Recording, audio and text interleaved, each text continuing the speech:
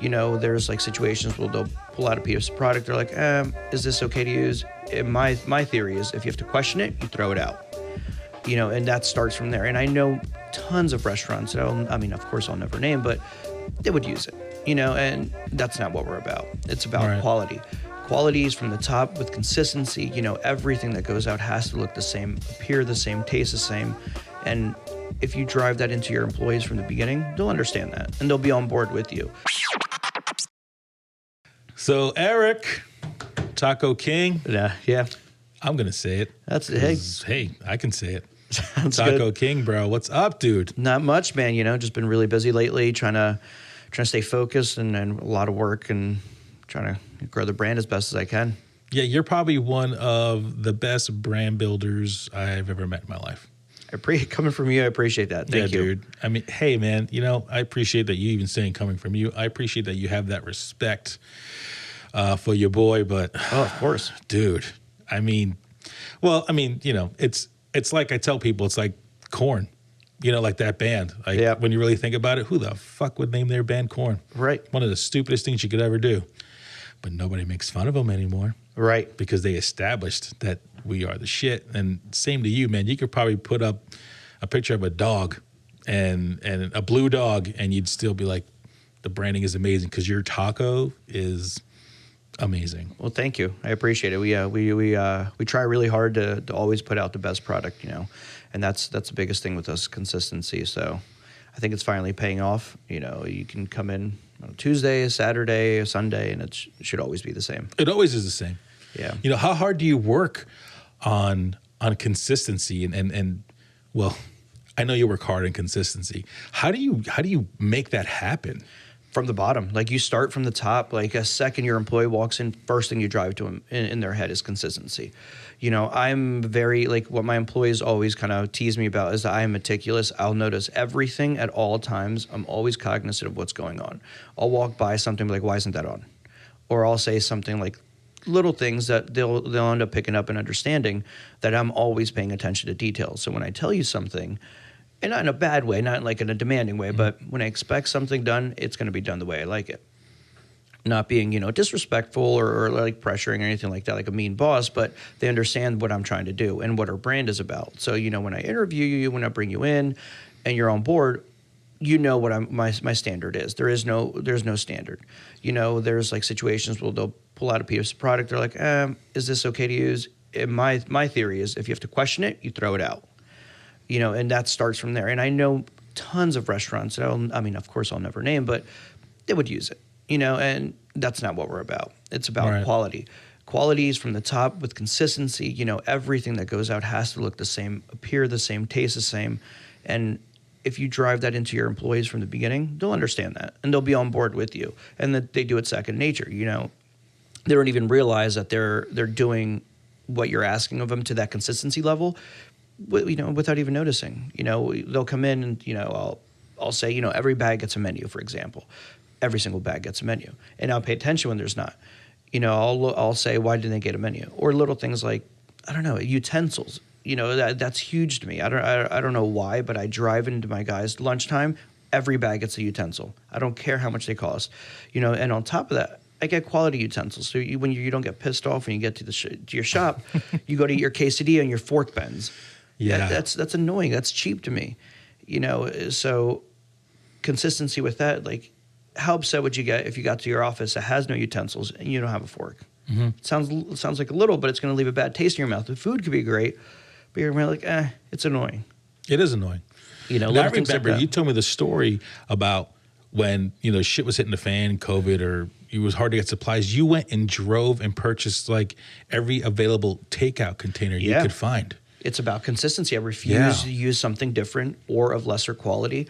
And I drove to Norristown and I bought every single case of takeout containers they had, which at the time was like 35. I put them in the passenger seat, the back of my truck, like in my kids' car seats. It was just stuff. But I was like, it's either this or switch to styrofoam, which I refuse because to me that looks cheap. Ugh, yeah. And it's just it's tasteless. It's just not. People use it, good for them, but it's just multiple reasons. It's not sustainable. I'm really big with that, and it just doesn't look good. Presentation's not good. Back to consistency. You know, if you get a different takeout container, you're gonna be like, whoa, that's a little off-putting. We don't like change, and you know, you see your takeout container.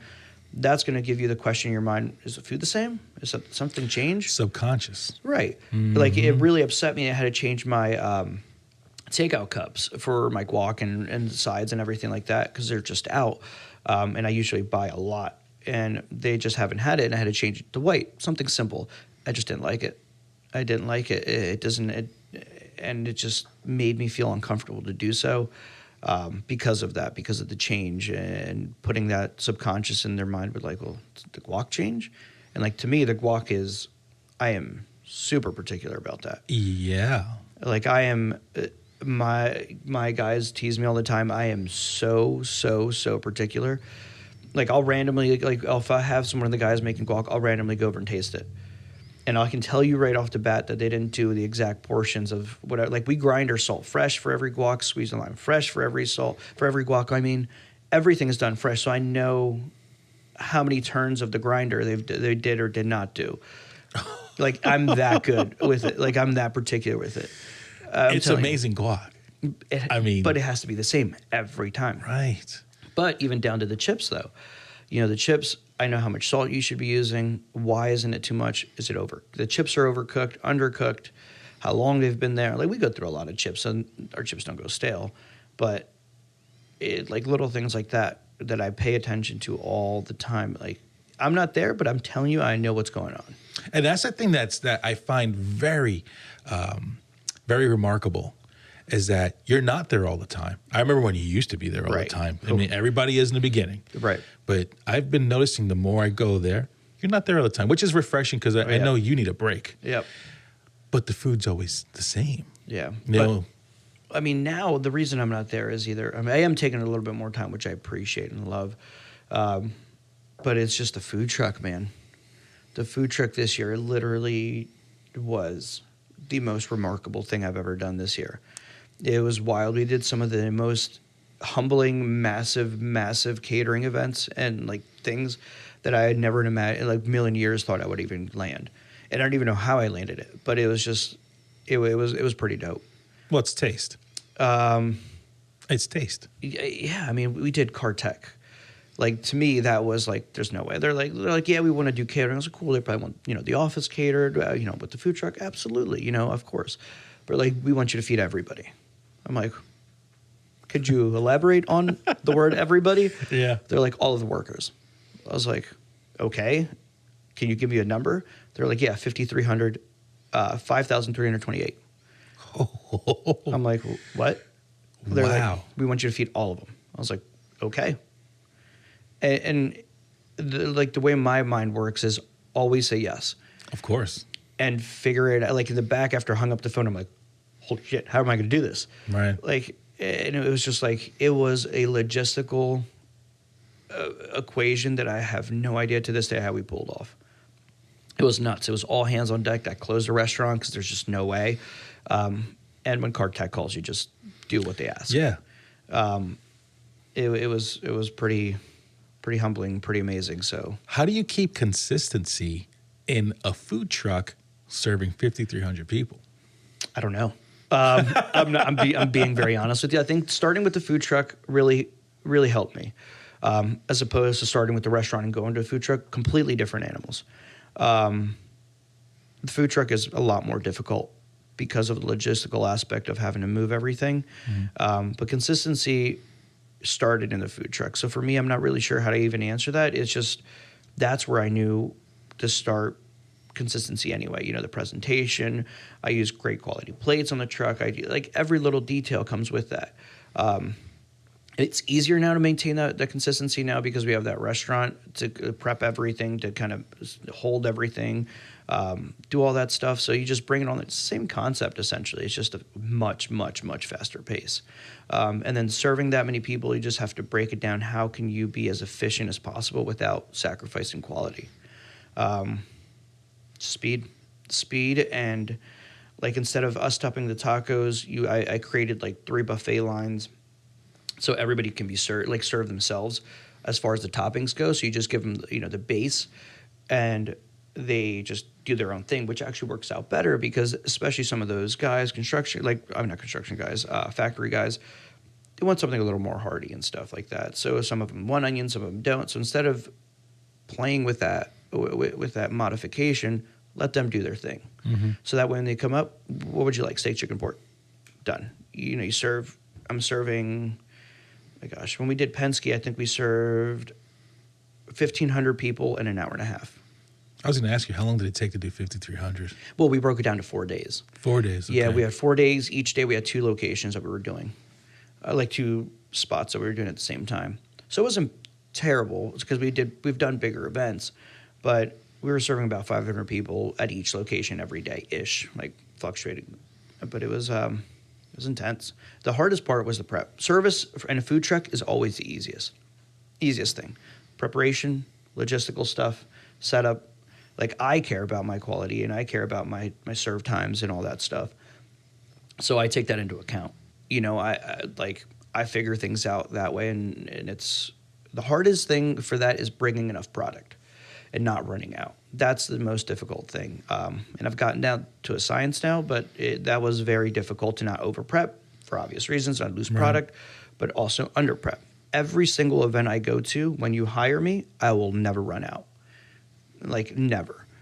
Maybe I'll run out of, rarely I'll run out of one protein because everybody jumped on it. Okay, right. That happens, but very, very rarely. My thing is I never run out because I never want to leave any of your guests or employees, whoever it is, not satisfied.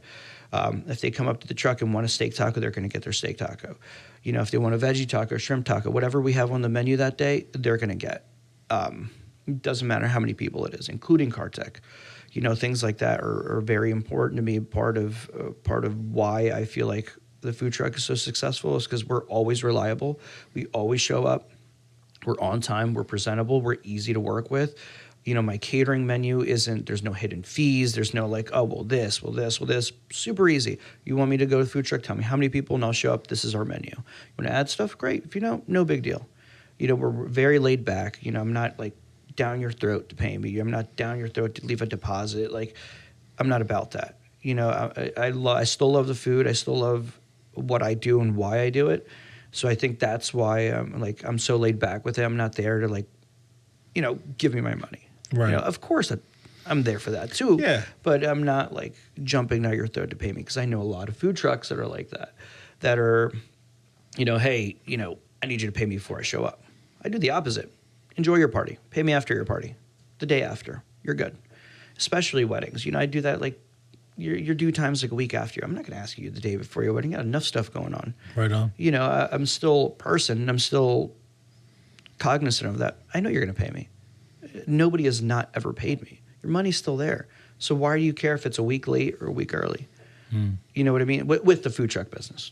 With the food truck business. It's a little bit different in other things, but I just feel like that's why we have so many returning customers, especially with our catering or food truck and stuff like that, because we're so easy to work with. Even Cartec, she's like, I don't know who else I would have done this with because you were a pleasure and easy to work with.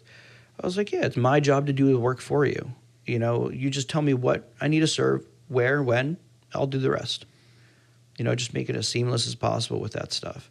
I think that's what I enjoy about the food truck the most. And what we do really well with that. Amazing. Yeah, it's been a wild year, man. This year has definitely tested my patience and my ability and our capability to do a lot of things. Yesterday, we were at the Sixers game. That was really cool, man. That was pretty humbling. That was dope.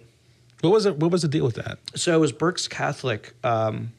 It's called, what's that business club they do? It used to be called FBLA, Future Business Leaders of America. I remember that. But it's something different now. DECA? DECA, yeah. I had DECA when I was in high school. Yeah, DECA. That's what it transitioned to. So DECA, they brought the kids out. They got a tour of the Wells Fargo Center and all that. But last year, I guess they ran into the problem that they didn't have any food. And they didn't want the kids spending all that money on the food too inside. So they just hired us. And you were allowed to bring a food truck there and serve them food. Kind of like I don't know. Oh, maybe they knew, maybe they didn't know. I don't know. I mean, they did because we had to go through the gate, but I don't know. It was kind of like a gray area. I mean, they organized it. They called it. They're like, it's okay. You know, like it's a caterer. You know, we're not selling food. We're just serving the kids. You know, we're not selling food to like everybody. Yeah, right. Which I understand that. I do. But yeah, I don't know, man. But it was pretty cool. We got some cool pictures because we got there early. Like with the food trucks and the Wells Fargo Center in the background. That was really cool. Yeah, I saw that on your socials yesterday. Yeah, that was really cool. I was actually interested in. I thought you were selling tacos. I think I texted you. I know. No, I wanted. I won't push it. You know what I mean? Of course not. Yeah. But I have taken when we still had our canopy set up way back in the day, when Mexico played at the link for the Gold Cup. We took our food setup and we just gave tacos out for free. So when the World Cup comes around this time, I'm going to do the same thing. Yeah, dude. I'm taking the food truck and I'm just giving out free tacos. Wow. It's going to be dope. I can't wait. Awesome. I already have it planned. We're going to it's going to be a whole big thing. I think it is going to be a whole big thing because I've been talking with Mike from Mimo's. Yeah. And he was like, dude, we got to go to the World Cup. I'm like, yeah, I'm dude. going. Yeah. I wanted to go this year, but I couldn't make it. Mm-hmm. I couldn't make it. But yeah, man, it's going to be awesome. Yeah, it's gonna be a rager, dude. It's gonna be nuts. Yeah, like if they're doing Jersey and the link. If businesses aren't capitalizing on that on something somehow, man, and then like preparing now, I have so many cool ideas that we're gonna do. Well, you've always had great ideas, dude. You've always been able to pivot, and we all know during COVID. Yeah, that was tough. You coming up with Tacos for Heroes was amazing. Yeah. And now your brick and mortar in very short time. You just celebrated 3, right? 3 years, yeah. Dude, 3 years from just like, oh yeah, I'm going to open this brick and mortar during COVID. That's a good idea. Yeah. Oh man, I lost like 10 years of my life on that. Oh man, but I mean, my wife and I, we love you. We love your place. You know, we always speak highly of you, and we love how humble you are. Well, thank you. You know, and that's probably your greatest asset is that you know you're a bad motherfucker, man. But you don't ever say I'm a bad motherfucker. You're just like, I'll never say that. I'm just Eric. You know, I'm just doing my thing. Yeah, no, like I was telling my guys, I was like, I wish I could just do the food and never be the face of it. I appreciate it. Don't get me wrong. Mm-hmm. I appreciate when I go out to dinner and somebody says something. You know, I truly love that because of the food is speaking volumes. But I just want the food there, not me. No, I hear you. But there's. I mean, that is your greatest asset. And I think we love, I'll tell you one thing, knowing you is like almost knowing a rock star. No way. Eric. No. You know how cool it is that I can, like, I'll go, I go to bring the dishes back and I go sneak into the back just for a second and be like, what's up, man? Yeah. The fact that I can even do that. Of course, man. You're always welcome. I'm like, yeah, dude, I know the guy. I know that guy. I know the guy that runs this joint, Yeah. Yeah, no, I mean, I appreciate that. I appreciate the love. You've been there literally since day one. You were one of my first catering jobs with the with the trailer as well too. And that's right, the trailer, not the truck. Yeah, the trailer. I remember that. Yeah, that was my baby. Yeah, I used to take the guys into the city when you were serving tacos. Yes, I forgot about that. Yeah, those Thursday mornings for Penn Street Market. Yeah, I took my boys there. I took my daughter there. I was like, oh, you gotta try this dude's tacos. That was the first real gig we landed on a consistent basis. And we built like a tiny little following there. Mm-hmm. But that was really cool, man. We did a lot of learning that year. Well, I mean, it's just it's quality. It's quality over quantity. Yeah. I mean, the fact that I know you spend a shit ton of cash on what you're trying to do. I mean, the fact that you buy the same containers, if you have to question anything, you throw it out. That doesn't come at zero cost. No, man, it's crazy. And especially not to beat a dead horse, but the food, the food cost and everything is, my God, COVID really, really, really changed a lot. I don't know what it is, but supply chain issues are a real thing. Mm-hmm. A real thing in the restaurant industry. I can't speak on any other industry, but it's so bad, man. Well, they were saying that when COVID was happening and the shit was hitting the fan, they were saying, and I heard from a few people, you think it's bad now, wait for a year to 2 years from now, because you really don't understand how long that supply chain goes. Right. And I remember the white containers for your guacamole. Even I was like, that's weird. They still have it now. We started doing that now. Yeah. It's just wild, man. Like I was telling a friend of mine, I was like, I became, instead of becoming a restaurant, I'm into storage business now. Like the garage I got next to me, I ended up making a doorway connecting both the restaurant into the garage. So you got that joint. I did, Yeah. and recently we're so busy now. I put in a massive walk-in cooler to store our product in, and I rearranged everything. We have at least 10 of everything we use cases in storage. So before, like, 5-6 years ago, when you were in the restaurant industry, you get 2-3, maybe 2 cases just to make sure you have enough for the week. Right. Get an order next week. No way, man. No way. And I see that all the time. Like, if I wouldn't have got these, I would have been out. Like, I ordered some containers the other week. They're like, yeah, it's 3 months out. I'm like, perfect, because I have 15 of those. And that's something I had to learn, is get more of that. Become prepared. Start following what I do is I follow the companies, the manufacturers, following what's going on with them, especially during COVID. That really taught me that, this is going on in China because, they're not bringing this in. Okay. I know my supplier uses them. So I know, stock up. Sure enough, it falls through, there's nothing there, but at least I'm prepared. And, sometimes I go into the restaurants where the guys don't even know that. Wow. They're like, what? And I was like, I'm telling you, dude, this is going to happen. Oil prices, like fryer oil, conventional canola oil, or we don't use canola oil as much anymore, but corn oil, extra virgin olive oil, all that stuff, it's going up. They're like, we didn't hear anything about it. Sure enough, went up 60%. Whoa. And every single week, it's something different, man. It'll be chicken breast. Chicken breast 2 months ago used to be, 2 months ago was at $198 a case. That's more than when you told me a few months ago. I used to pay $45 a case. Oh my God. And then avocados 8-9 months ago, my God, man, I thought I was going to, I don't even know. I'm so particular with my avocados, extremely. They come straight from Mexico. I am so adamant about it. I can tell. But those things that I used to pay 37, maybe 27, it would fluctuate at between 10, 15 bucks. It's normal. I was paying $160 a case. So I'm like, what am I going to do? And then the worst part is there was such a shortage that people were struggling. They would just send you whatever. So now you're getting avocados that I threw away 8 cases the one time because they were black. I'm like, oh my God. And nobody knew what was going on. And it's just oh my God. It was, man, I lost money that week. And it's just on avocados. Every guac, I just cringed. I'm like, of course you want to make it, but I'm just it's just, you're losing money. And my guac is expensive, and I know that. I know that. And I'll proudly sell it at that price because you're not getting, a chain guac. You're not getting anything. We make every single one to order with the best quality avocados you can buy. And a funny story on how I found my avocados. There's my favorite sushi place in New York City on Bryant Park uses these avocados. So I did a ton of research and found out what avocados they used. Because I remember biting into that sushi and was like, whoa.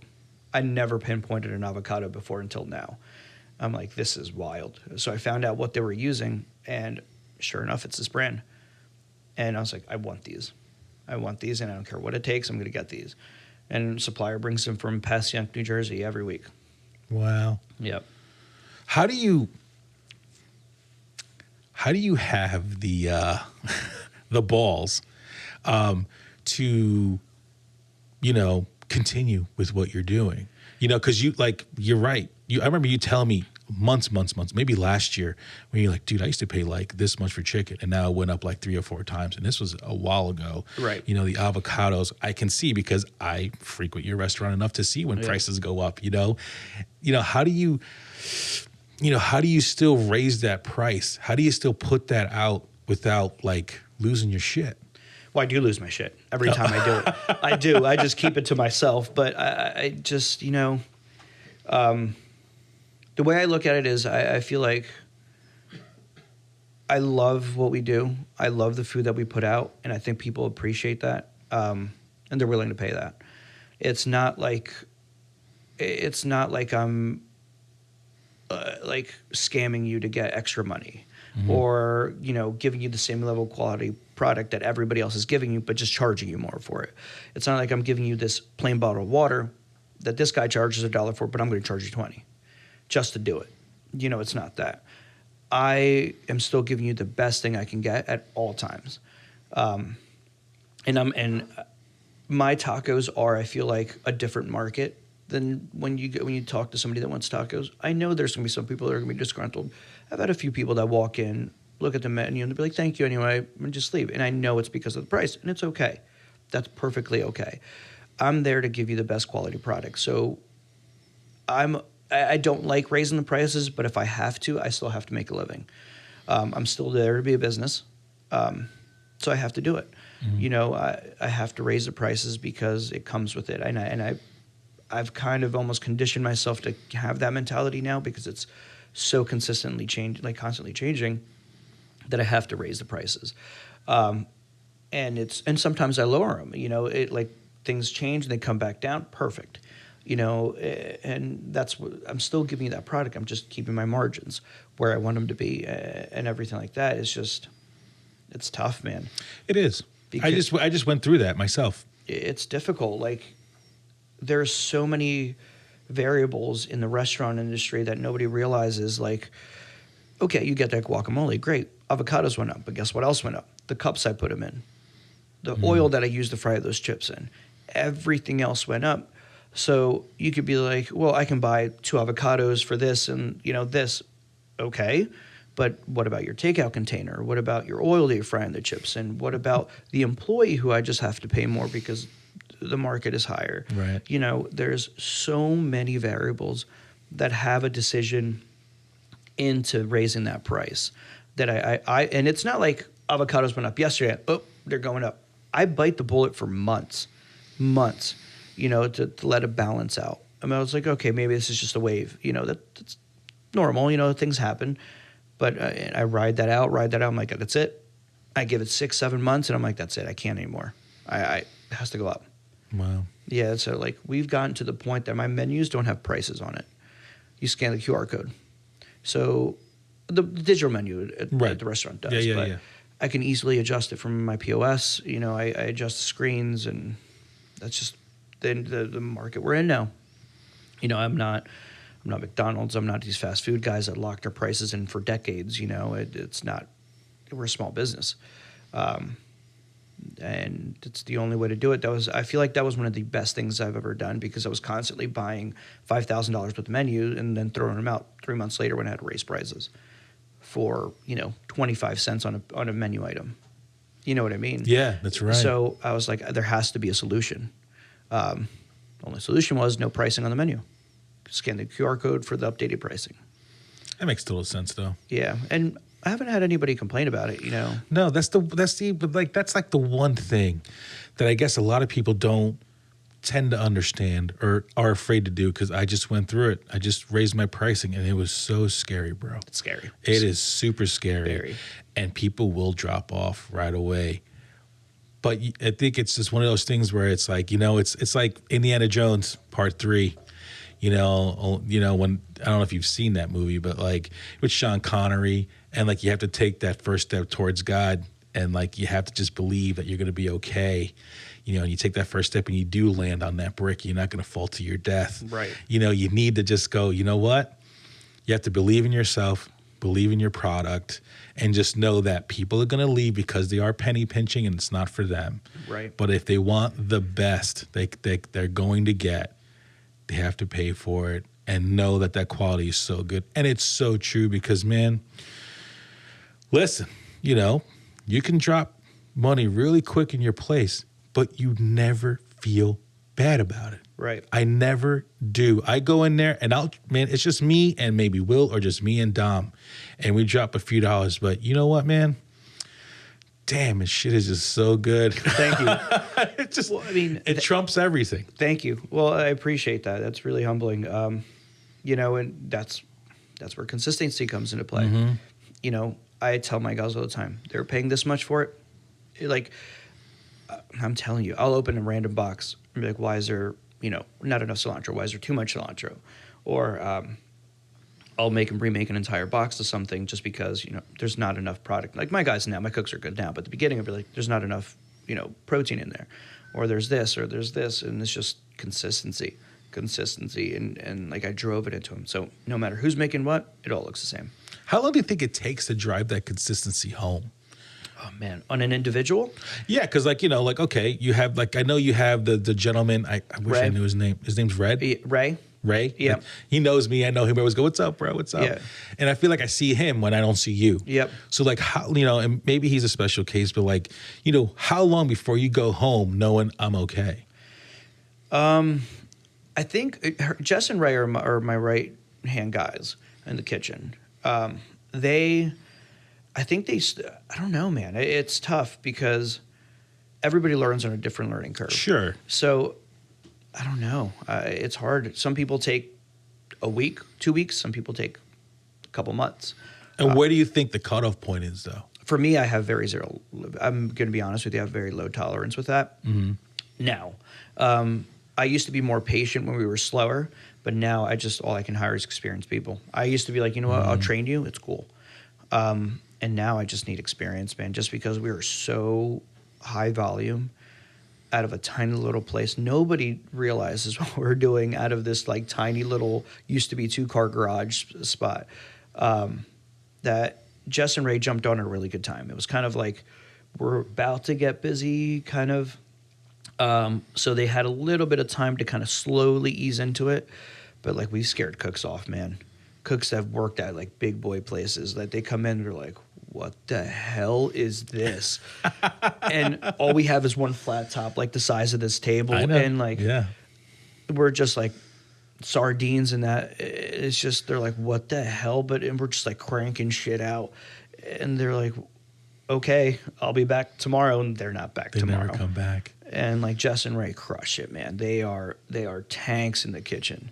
They're one of very few people in my life that I've actually ever worked side by side with that can keep up. They're nuts. How do you value vibe and experience? For me lately, I got this guy, Will. He's doing really well. I love him as a person. His vibe is great. How much do you value that over maybe the experience factor? A lot. Kitchen morale is massive. We work in an industry where it's very toxic. What I mean by that is very, very angry, very, it's just bad. I've worked in a lot of restaurants where it's just bad, man, bad. Yeah, I never hear you guys yell. No. I was a different person in my previous job as far as in the kitchen. And before I went into this, I was like, we're changing that. We're changing that, and we're not going to do that. Because I left, I was like, what didn't I like? What didn't I like about where I was? And why did you decide to open a business? Why? It sucked. It just, the kitchen morale was just horrible, and it was just bad. Everybody hated each other. Just it was not good. You're still going to get that. You're still going to get, heads bumping together and stuff like that. But overall, I take care of my employees. Try to stay as positive as I can no matter what. Even where we're busy, we stay focused. Nobody's angry, nobody's throwing stuff. And it's just working in kitchens, you would kind of understand that it's not good. A lot of kitchens are not good. So vibe is huge. Your demeanor and the way you present yourself and speak to others is massive to me. Is that how you set the tone? Yep, absolutely. I wonder that because you're such a very just laid back dude. You take care of your business, but you never, at least I've never seen, you seem ever disheveled. No, I try to keep my composure, man. Even I work very well under pressure. I thrive in that. I thrive in chaos, in kitchen chaos. That's my forte.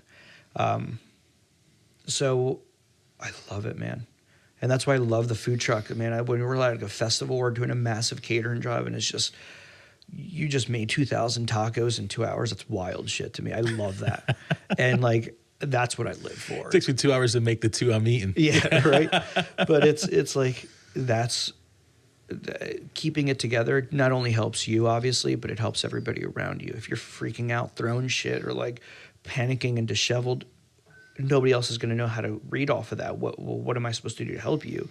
And delegating it comes with that too. Like I delegate really well, especially when we're busy. I know I can pick up who's good at where in certain times of peak hours. If I know X person is good here, you're doing that. I'll delegate that. But it's about how you delegate too. Like do this. That's not how it goes. Every single thing I ask for, please and thank you. Please and thank you will take you so far. But it sounds like minuscule and things like that. But people don't do it. Yeah, like even to my cooks, no matter who it is, can you please get that? Or I need an order of this, please, or can you do this, please? And that stems from our parents. Yeah. All day. Yeah. So yeah, I mean that and making, as far as vibe goes, making, a good work environment. I try to do everything I can for my kitchen guys, like to make their lives easier, like putting a walk-in cooler. We got new equipment, like different equipment that we like to do our job better, more efficient, while making your job not technically easier. I mean, it is easier, but more comfortably for you to work in. Right. Like a lot of odds and ends. I'm always constantly upgrading our stuff. Jason from Core Health is always saying, man, we see you moving a cooler or something all the time, moving stuff around every time we're here. I was like, I know, man. I know. I was like, it can always be done better. And sometimes my guys kind of get a little irritated by it, but it's just how I am, man. Like trying the best and most efficient thing we can do, like especially in the dining room or the kitchen, adding our kiosks in, trying to be ahead of the curve, trying to be ahead of small businesses as far as what they're not willing to do. I'll push that button. Yeah. I'll push it, and if it fails, then cool. Whatever. I don't mind. I don't care that it didn't work. But if it worked, then we're the first little guy to make it work. Yeah, it's true because failing is not such a bad thing. You just learn something, bro. Yeah. Then you move on to the next thing. Yep. So you make the best tacos in the world. You started with a trailer. Yeah. You moved into food truck. You have a brick and mortar. You're kicking ass on that end. What's next for Erik and Comālli, bro? Like, I mean, what else is there to conquer? Man, there's a lot, man. There's a really cool concept project I'm trying to do, but there's no property to do it on. It's difficult. I've been trying to do really cool stuff. I don't necessarily just want, we need a bigger place. But at the same time, I'm like, it's this demon I'm fighting, whether it's like, do I want bigger and kind of deal with that? It's a lot, it's a lot now. Dealing with a big restaurant with like a liquor license and stuff, that's a different animal, man. That's a big boy animal. And you're almost sometimes making about the same amount of money too, because it takes a lot more hands, a lot more everything to do that. And sometimes I'm like, okay, I'm going to do this awesome project. I know I am. And I'm like, do I really want to? Do I really want to deal with a liquor license? Do I really want to deal with that? I have kids. It's a lot, man. I am enjoying now. This year I really enjoyed being able to do more outside of work. It was great. It was great. And like, of course we had our busy months where like this week I worked like 9 days in a row, which is cool. I mean, I'm fine with that. I love that. But it was nice also not to be able to do that also. It was nice to go on vacation, multiple vacations, not just one that you squeeze in somehow. I was able to enjoy a lot. And I think that I value that a little more now that I'm getting older, but no, for sure. So I don't know. I don't know, man. There's so much that I want to do, so much cool shit that I want to do. And culinary, like in the culinary aspect of the restaurant, there's so much cool stuff that I want to do that I can do. Like I almost pulled the trigger on, you're actually the first one to know outside of the restaurant, but I was going to pull the trigger on closing Sundays and doing Mexican style brunch by reservation only, and doing like a table service and everything like that. We're going to change the whole vibe on the inside just for Sundays, like do some really cool stuff. And I'm just like, I like my Sundays, and I'm good. But it was like we can still sneak that stuff in, like those enchiladas that we did. Like we just snuck those in, and people loved them, man. They were great. But that was going to be a brunch menu and things like that. But I'm like, I'll just sneak that stuff in. But that's what makes it special because it's not available every day. That's right. Like, so when it happens, you're just like, boom. That's another thing my guys hate, the exclusivity thing. I only release it the morning of. I never have my menu leading up to it like, oh, come get this. Nope. I'll never tell you to come get it. Never will post anything like that. It's always like, here it is. You want it? Great. If you don't, more for us to eat.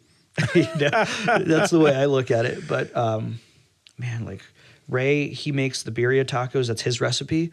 He kills it, man. Mm-hmm. He kills it. And like, that's the favorite thing that I have is I let my guys do some stuff too that they want to try out. Like Jess made a soup last year. It was a green chili soup. That was fucking killer. I had it. I remember that. That was killer. She crushed it on that. And like mom will make something or I'll make something or one of my prep girls will make something. And it's just like, done, let's do it. We make some cool stuff. So, in that aspect, I'm pretty happy that I have that freedom to do that. But I mean, I just wish I could do some cool stuff in like a bigger kitchen. Like there's a lot of equipment that we don't have that I wish we could. So like I really like I'm on that fence that I want to do something, but do I? Is it because of you're trying to just maybe? Is it because you really want to accomplish something, or because maybe you're just trying to change the view that you have? I want to accomplish something. I know what I want the brand to be. Where I want to be and with the brand. I have an alternative if I don't open another place. A bigger style place. Or it's like franchise out, kind of, for lack of a better term. It's not really franchising out. It's just like multiple locations. But I want to do that from within. I want to do that, like give it to my top guy. Be like, this is your spot now.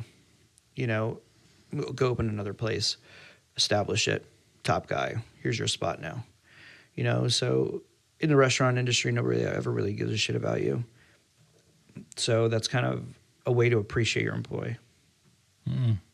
Let him make money, thank you for making me money, your turn. Wow. How far out you think that is? If you think you want to go that route. 12 months. Really? Yeah. Interesting. I always love that you got something fucking cooking in that brain of yours, bro. Always, man. Yeah, I mean, we're always doing something. Like our catering is huge, man. Our catering has blown. Like nobody sees that. Like we rarely advertise that. Like we that's a low key thing that has been exploding over the last like 8 months. Like we do a lot. That's why I got that catering van. Yeah, I saw that. That catering van is a blessing. Like we have that. It's like a Swiss Army knife, man. That thing is so cool. I have it set up on the inside. We can set up your catering in 15 minutes. Wow. In and out. And with huge spread.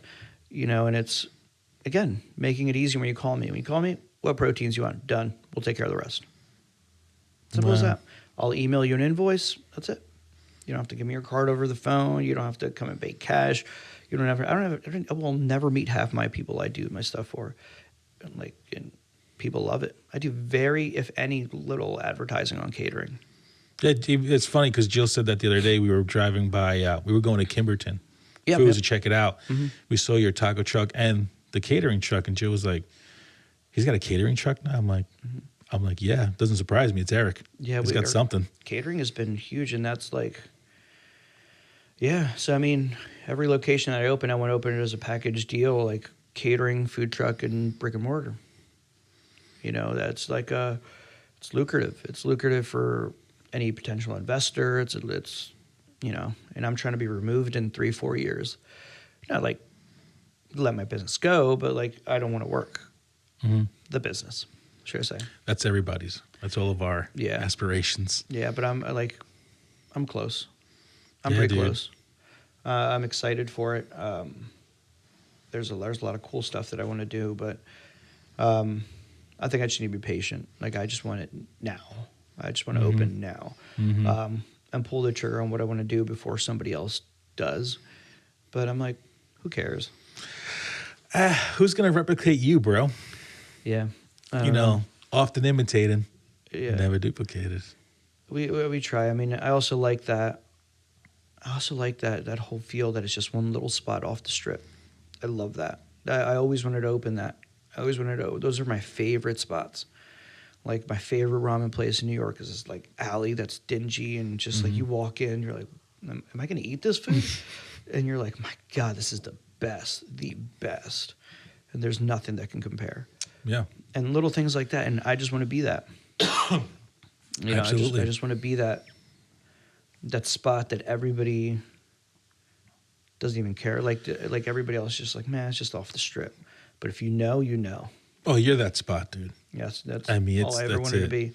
You know, it got to a point where people were making fun of me. Like my buddy Tony was like, Fred, there's more to life than tacos. Like, because I was like, where you want to go for lunch? He's like, there's more to life than tacos, Fred. He's like, there's a million places. I'm like, I guess, but when they're good. Yeah. I don't know. And like the other thing I want to do is I wanted to create like a cool vibe, like a restaurant. And there's only so much I can do in a small spot we're at now, but like I want a patio. I want like, there's so much cool things we can do. Where Kimberton is at now, actually, I looked at, and I was like, this is way too big. Yeah, but I was like that. I looked at that, and I just need some cool, creative, open space to do some wild stuff. But I'm just not sure. I'm not sure if I want to take that on yet. Like, it's a lot. Yeah, I mean, if you want to be doing something else in like 2-3 years, I don't know. Yeah. No, I mean, I'll still be in Comālli. It's just I want to do like there's a couple cool little projects not even related to Comālli that I want to do with food. But we'll see. Cool, man. We'll see what happens. Well, dude, thanks for coming in short notice. Oh, no, thank you, man. Literally, like, I texted Eric last night for you out there just saying, hey, had a last-minute cancellation, want to talk some shit? And he was down. I'm always down, man. This is awesome. I love sitting down with you all the time. Yeah, dude. It's a pleasure to have you here. It's a pleasure to, man, I feel very privileged to have you as a friend and to watch you grow. Because, I mean, that's the greatest is when you can meet people and make friends and watch them succeed. That's like, I mean, it's a high for me to just watch people, good people that respect what they do and don't fuck around, succeed. It's really not rocket science, man. You just got to have the balls and the patience to just do it the right way. Absolutely, man. It's a pleasure always sitting down with you, Freddy. And, you're a great person, you're a great friend, and it's always humbling to be here. Hey, thank you for checking out this episode of Fred Talk. If you dug what you saw, make sure you like and subscribe so you never miss another episode. You can also check us out online at fredtalk.tv. Don't forget, your Uncle Freddy loves you. Peace.